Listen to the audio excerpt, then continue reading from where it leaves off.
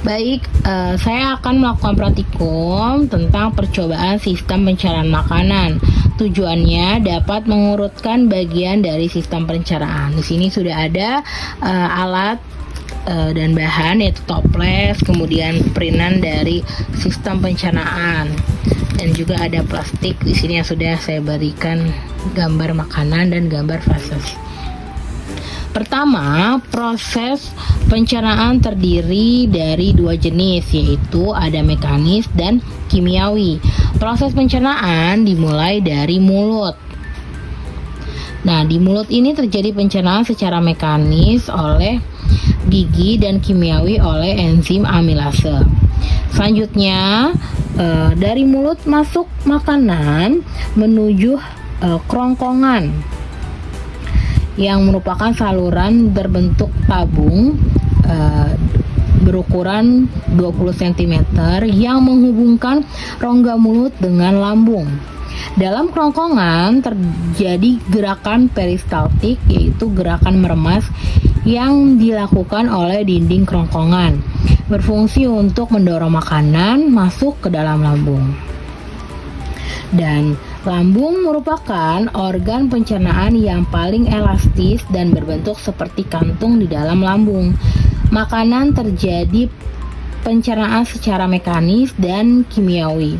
Pencernaan mekanis dilakukan oleh dinding atau otot lambung yang meremas makanan.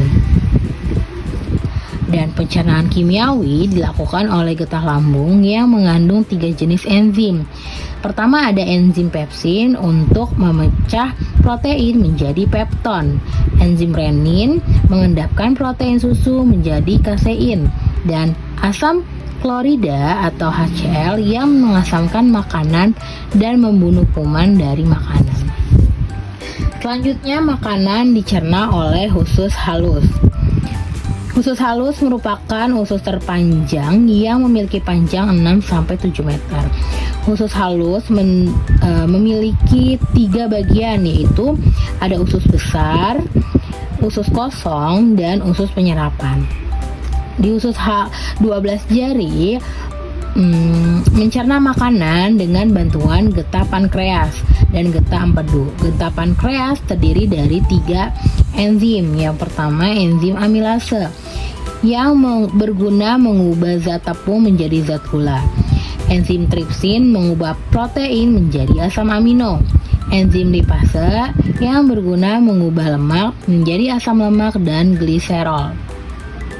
Getah lambung yang dihasilkan oleh hati dan disimpan dalam kantung empedu berfungsi untuk mencerna lemak dan menghancurkannya. Selanjutnya, makanan menuju usus kosong, yang mana usus kosong ini terletak di antara usus 12 jari dan usus penyerapan. Memiliki panjang 2,5 meter. Mencerna makanan lebih lanjut yang telah dicerna oleh usus 12 jari. Selanjutnya, makanan menuju usus penyerapan. Nah, di usus penyerapan ini makanan terjadi proses penyerapan sari-sari makanan di seluruh permukaan usus karena terdapat di dinding ujung-ujung pembuluh darah yang berguna untuk menyerap sari-sari makanan. Kemudian diedarkan ke seluruh bagian tubuh. Setelah itu, sisa makanan yang dicerna berlanjut ke usus besar.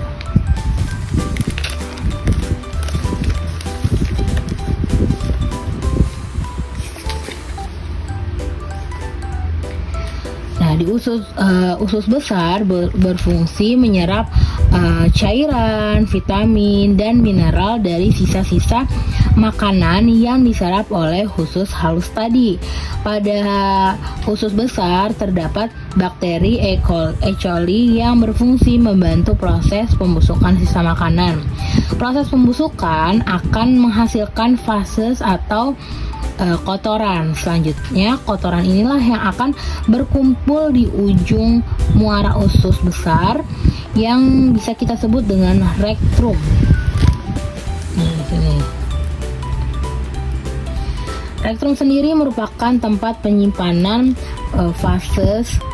Setelah penuh, maka syaraf pada retrum ini akan mengirimkan pesan ke otak.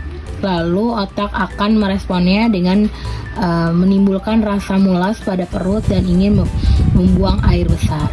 Nah, proses terakhir inilah kotoran atau fases dibuang melalui anus. Sekian, terima kasih penjelasan saya mengenai proses pencernaan makanan.